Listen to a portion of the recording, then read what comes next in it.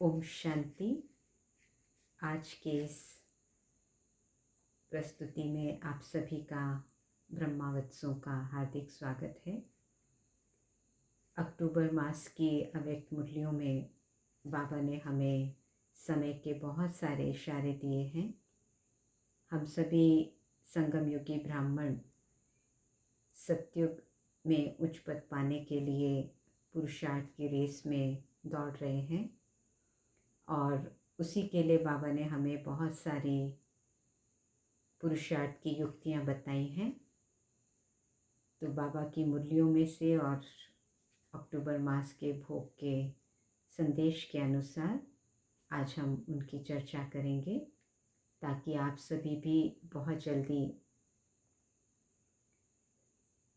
बाबा को प्रत्यक्ष करने में अपनी भूमिका निभा सकें और सत्युग की दुनिया की स्थापना में बाप दादा के मददगार बन सकें।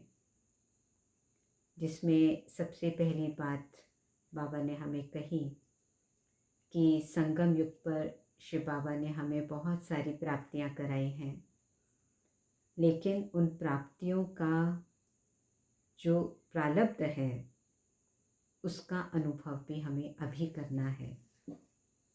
सत्युग में तो हमें प्राप्तियां होंगी और उन प्राप्तियों को हमने वरदान में वर्षे में बाबा से संगम पर प्राप्त किया है, लेकिन हम ये ना सोचें कि उसकी प्रारब्ध हमें सत्युग में मिलेगी। पर बाबा ने कहा कि प्रारब्ध का अनुभव भी अभी ही करना है। जिसमें बाबा ने कहा कि आप बच्चों के मस्तक पर ज्योति दिखाई दे, आपके नैनों में रूहानियत हो, आपके मुख पर श्रेष्ठ वाणी हो और होठों पर मुस्कान हो, हाथों में सर्व खजाने हो, कदम में पदम हो और दिल में दिलाराम की याद में लवलीन हो। तो ये भाग्य की रेखाएं बाबा ने हम सभी बच्चों की देखी। इसके लिए बाबा ने कहा कि आप सब पवित्र तो बन गए, लेकिन संपूर्ण पवित्रता जो है वो हमारे संकल्प, बोल, कर्म, संबंध, संपर्क में अखंड रूप से हो। और उसकी निशानी है कि हर कदम पर हमें सुख, शांति और संपत्ति का अनुभव हो। तो बाबा ने कहा आपकी सुख शांति जो है वो नाम, मान, शान, साधन, सेल्वेशन के आधार पर है या अनुभव के आधार पर है। कि जब हमें नाम मिल रहा है, हमारा मान हो रहा है, हमको कोई पोस्ट पोजीशन है, साधन अवेलेबल है, सेल्वेशन है, तो हम सुख शांति का अनुभव कर रहे हैं। या वो न होते हुए भी ज्ञान योग के आधार से बाबा ने जो हमें गुणों के, शक्तियों के खजाने दिए हैं, उसके आधार से समय पर उनको यूज़ करते हुए हम संगम युगी जन्म में भी प्रारब्ध का अनुभव कर रहे हैं।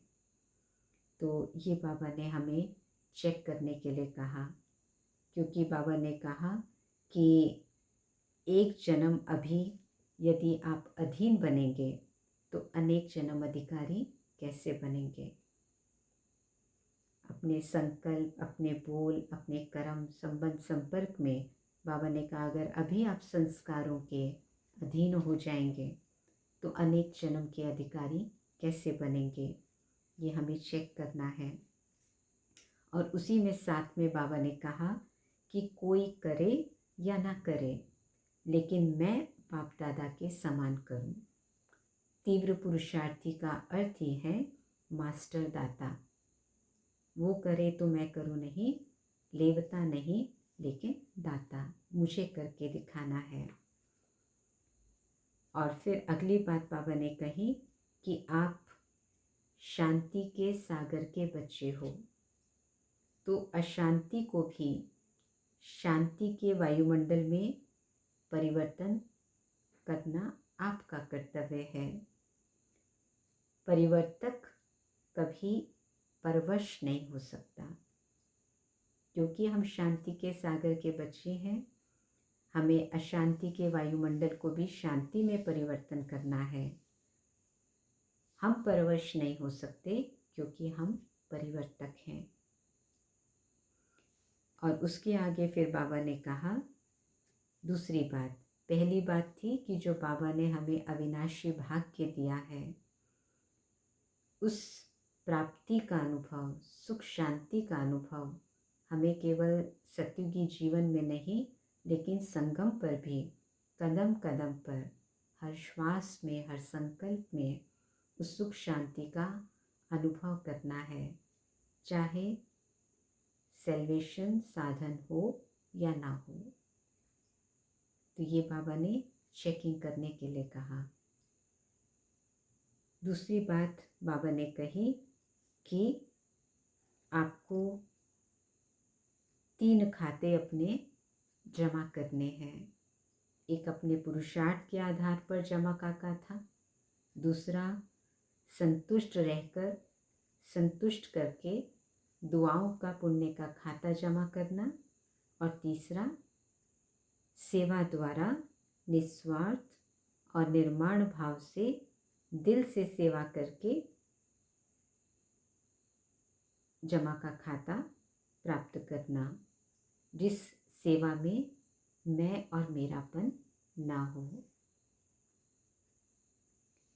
तो ये दूसरी बात बाबा ने खाते जमा करने की कही कि अपने पुरुषार्थ से मना ज्ञान, योग, धारणा, सेवाएं, जो 4 सब्जेक्ट हैं, इसमें जो हम जमा करते हैं। और दूसरा बाबा ने कहा संतुष्ट रहकर, संतुष्टता द्वारा जमा का खाता, कि मुझे संतुष्ट रहना है और दूसरों को भी संतुष्ट करना है। जब मैं अपने धारणाओं से, व्यवहार से संतुष्ट रहकर और ज्ञान योग को समय पर यूज़ करते हुए, गुणों और शक्तियों के खजाने को समय आने पर यूज़ करते हुए संतुष्ट रहती हूँ, और दूसरों को भी अनेक प्रकार के स्वभाव संस्कार उनके होने पर भी संतुष्ट रहती हूँ उनसे, ये जानते हुए कि अनेक लोग हैं, अनेक बातें आएंगी, चाहे कोई क्रोध करे, चाहे कोई कष्ट दे, लेकिन फिर भी मैं आत्मा संतुष्ट रहती हूँ और उनके स्वभाव संस्कार को समझकर संतुष्ट करती हूँ, तो मुझे दिल की दुआएं मिलती हैं और मेरा पुण्य का खाता जमा होता है। इसके लिए बाबा ने कहा क्योंकि आप मास्टर सर्वशक्तिवान हो, तो इसलिए आपके ऊपर औरों के कमज़ोर स्वभाव संस्कार का असर नहीं पड़ सकता। दूसरी युक्ति बाबा ने बताई कि आप सोचो कि हम बाप दादा के साथ कंबाइंड हैं, तो फिर आपके ऊपर औरों के कमज़ोर स्वभाव संस्कार का प्रभाव नहीं पड़ेगा और आप उनको संतुष्ट कर सकेंगे। तीसरी युक्ति बाबा ने बताई कि आप सदा समझिए कि आप बाप दादा की छत्र छाया के अंदर हैं, और छत्र छाया है बाप दादा की श्रीमत, तो श्रीमत अनुसार चलना। और चौथी युक्ति बाबा ने बताई कि सबको दुआएं देना, कोई कैसा भी है लेकिन मुझे उसको दुआएं देनी हैं और दुआएं लेनी हैं। इसके लिए बाबा ने कहा 3 बिंदी यूज़ करो, मैं आत्मा बिंदी, मेरा बाबा बिंदी और ये ड्रामा बिंदी। तो जब 3 बिंदियों का प्रयोग करेंगे हम, तो दुआ दे सकेंगे और दुआ ले सकेंगे। इसके लिए बाबा ने हमें 1 दिन 1 हफ्ता प्रयोग करने का कार्य भी दिया, और फिर उसको 1 हफ्ते से बढ़ाकर महीनों और साल तक ले जा सकते हैं। तो इस संतुष्ट रहने और संतुष्ट करने के लिए, दुआएं देने और लेने के लिए बाबा ने कहा कि आज से ये सोचो कि हम सदा शुभ सोचेंगे, शुभ बोलेंगे और शुभ करेंगे। तो जब ऐसा करेंगे तो ये शुभ ही दुआओं को जमा करेगा। चौथा कार्य बाबा ने दिया जो निस्वार्थ सेवा से संबंधित है, कि बाबा ने कहा कि जैसे यज्ञ के आदि में आदि रत्नों ने अपनी त्याग, तपस्या और देने की भावना से यज्ञ में अपना सब कुछ सफल किया, ऐसे हम बच्चों को भी अपने को यज्ञ रक्षक समझकर यज्ञ को संपन्न बनाना है। अपनी आत्मा की ज्योति हिले नहीं, ये अटेंशन रखना है, और सेवा करते हुए मुझे अन्य आत्माओं की भी ज्योति जगानी है। सिर्फ संदेश नहीं देना, ये अटेंशन रखना है। तो उसमें बाबा ने कहा कि जब हम निर्माण बनकर सेवा करते हैं तो उसके कारण ही हमें सर्व के दिल से दुआएं मिलती हैं, और ये दुआएं जो हैं हमें संपन्नता की ओर ले जाती हैं। जिसमें बाबा ने कहा कि जब एक आपकी दादी बन सकती है तो आप भी बन सकते हो, और आप ही अनेक कल्प आप समान बने हो, और अभी भी आप ही बनने वाले हो। तो इसलिए निस्वार्थ बनकर बड़ी दिल से सर्व को सम्मान देकर सर्व के प्यारे बनना है। ये कार्य बाबा ने दिया, खास सेवा में मैं और मेरेपन से मुक्त रहकर बड़ी दिल रखनी है, सर्व को सम्मान देना है, सर्व को निस्वार्थ प्यार देना है, जिससे हमें सर्व की दुआएं मिलें। और फिर चौथी बात बाबा ने कही कि हमें कोई भी देह, संबंध, कर्म, इंद्रिय, आदत, स्वभाव, संस्कार का अगर बंधन है या बोझ है तो वो बाबा को दे देना है। क्योंकि जब तक हम बोझ बाबा को नहीं देंगे, बंधन मुक्त नहीं बनेंगे, तो फिर हम डबल लाइट नहीं बन पाएंगे, और जब तक लाइट नहीं होंगे तो जीवन मुक्त स्थिति का अनुभव नहीं कर पाएंगे। और बाबा तो हमारे बोझ लेने के लिए ही आए हैं, इसलिए बाबा कहते हैं देह अभिमान के कारण बाबा को बोझ देते हैं, लेकिन फिर वापस बोझ हमारे पास आ जाता है।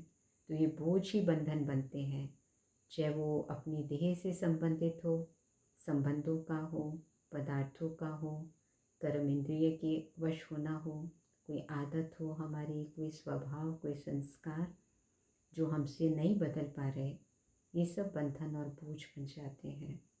तो बाबा कहते हैं आप दिल से बाबा को दे दो, दृढ़ता रखो उसमें, और अगर देने के बाद भी वो बोझ वापस आ जाए तो फिर पुनः बाबा को दे दो। इसलिए रिवाइज करो अपनी प्रतिज्ञा को और रियलाइज़ करो। सिर्फ पॉइंट हूँ मैं ये नहीं सोचो, लेकिन पॉइंट बनकर पॉइंट रूप का चिंतन करो। जो भी पॉइंट है, बाबा ने कहा पॉइंट बनकर पॉइंट रूप का चिंतन करो। हम क्या करते हैं, केवल ज्ञान का पॉइंट बुद्धि में रिवाइज करते हैं। बाबा कहते हैं रिवाइज नहीं करो खाली, लेकिन पॉइंट स्वरूप स्थिति बनाकर फिर पॉइंट का चिंतन करेंगे तो वो कार्य करेगा। तो बाबा ने कहा कि बाबा तो जब बोझ लेने के लिए आए हैं, तो अगर वापस आता है तो उसको समझो जैसे किसी को कोई चीज़ दे देते हैं और फिर वो हमारे पास वापस आ जाए तो वो हमारी तो नहीं है, तो उसकी अमानत समझकर उसको वापस दे देते हैं। तो इसी तरह से बाबा ने कहा बोझ अगर वापस आ जाता है या कोई बंधन खींचता है तो उसका कारण सोचो, क्यों ऐसा हो रहा है, और उसका निवारण भी सोचो। ज्ञान, गुण, शक्तियों के जो खजाने बाबा ने दिए हैं उसके आधार पर। इसलिए बाबा ने कहा वो खजाने यूज़ करो, गुणों के और शक्तियों के, समय पर पॉइंट को पॉइंट बनकर यूज़ करो, सिर्फ सोचो नहीं। और ये सारे कार्य पूरे करने के लिए, संपूर्ण पवित्रता की धारणा के लिए, अपनी प्राप्तियों की प्रारब्ध का अनुभव करने के लिए, और जमा का खाता बढ़ाने के लिए, संतुष्ट रहने के लिए, दुआएं देने के लिए, और निस्वार्थ सेवा जो मैं और मेरेपन से मुक्त है, सबकी ज्योति जगाने के लिए, बंधनों के बोझ से मुक्त होने के लिए, फिर अंत में बाबा ने हमें हमारे स्वमान याद दिला के हमें नशा चढ़ाया। बाबा ने कहा कि बाबा ने बहुत प्यार से, सिक से, प्रेम से हमें विश्व के कोने कोने से ढूंढा है। स्वयं भगवान हमारे भाग्य के गीत गाते हैं, वहाँ बच्चे वहाँ। बाबा बाप बनकर हमारी श्रेष्ठ पालना कर रहे हैं, टीचर बनकर हमें ज्ञान रत्नों से पढ़ा रहे हैं और सतगुरु बनकर हमारे जीवन को वरदानों से संपन्न बना रहे हैं। भक्ति में तो गुरु का एक वरदान पाकर भक्त खुश हो जाता है। और बाबा ने कहा आपकी तो वरदानों से बाबा रोज झोली भरते हैं। तो हम भगवान की पहली रचना है, हम भगवान के दिल में समाये हैं, स्वयं भगवान हम पर बलिहार गया है। ऐसी ऐसी बातें सोच के बाबा ने कहा अपने को नशे में स्थित करो। और फिर बाबा ने जो होमवर्क दिया है, दुआ दो, दुआ लो, 3 बिंदी को यूज़ करो, बाप दादा के साथ कंबाइन रहो, संपूर्ण पवित्रता को धारण करो, सब बोझ बाबा को दे दो और निस्वार्थ भाव से सेवा करो। तो ये करना बहुत सहज हो जाएगा, क्योंकि बाप दादा बहुत वर्षों से हमारा इंतज़ार कर रहे हैं कि हम बच्चे जल्दी से जल्दी अपनी संपन्न स्टेज को प्राप्त करके बाबा के कार्य में, सत्युग की स्थापना में बाबा के मददगार बने और विश्व के आगे बाबा को प्रत्यक्ष करें।